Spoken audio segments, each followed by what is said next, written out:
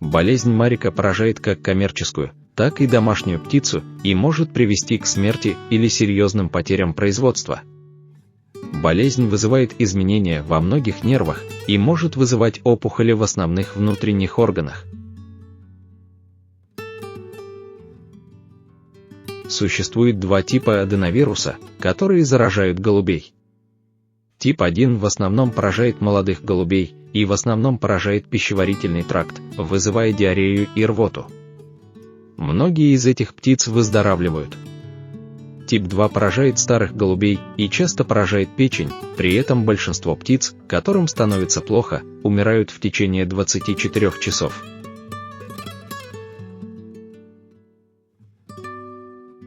Ньюкаслская болезнь или псевдочума птиц – остро протекающее и быстро распространяющееся вирусное заболевание птиц, характеризующееся поражением органов дыхания, желудочно-кишечного тракта и центральной нервной системы, вызывающее массовый падеж птицы.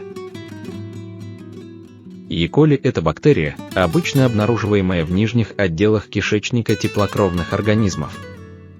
Большинство штаммов E. coli безвредные, но некоторые штаммы могут вызывать тяжелое пищевое отравление. Перитонит – это воспаление брюшины, которое может привести к нарушению разных функций организма, а также вызвать смерть. Причиной воспаления становится бактериальная инфекция разного характера, кишечная палочка, стафилококк. Инфекционный ринит – это острое заболевание верхних дыхательных путей голубей, в первую очередь характеризующееся катаральным воспалением слизистых оболочек носовой полости, конъюнктивы и воздухоносных пазух, а также подкожным отеком головы и в редких случаях – пневмонией. Респираторный микоплазмоз – инфекционная болезнь, поражающая органы дыхания. Возбудители заболевания микоплазмы. Данные микроорганизмы не имеют клеточной стенки, отличаются небольшим количеством генетического материала и являются самыми маленькими на планете бактериями. Голубиная оспа – контагиозное вирусное заболевание, проявляется развитием оспенной экзантемы на неоперенных участках кожи, а также образованием дифтероидных поражений на слизистой ротовой полости, органов дыхания и глаз.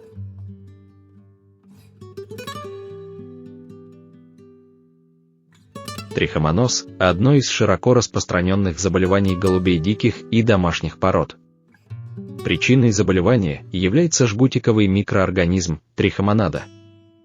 Особенность возбудителя – способность длительное время оставаться в активном состоянии в питьевой воде, однако высушивание вызывает его гибель.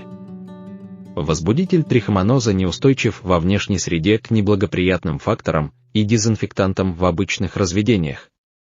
Главная способность возбудителя – способность длительное время существовать и размножаться на слизистых оболочках ротовой полости, глотки, гортани, пищевода и зоба. Железистый гастроэнтерит у голубей – это воспаление желудочно-кишечного тракта. Часто встречается у молодых и взрослых особей и связано с неполноценным однообразным рационом, содержащим непереваримые кости, пленки зерна, повышенное количество клетчатки и другие.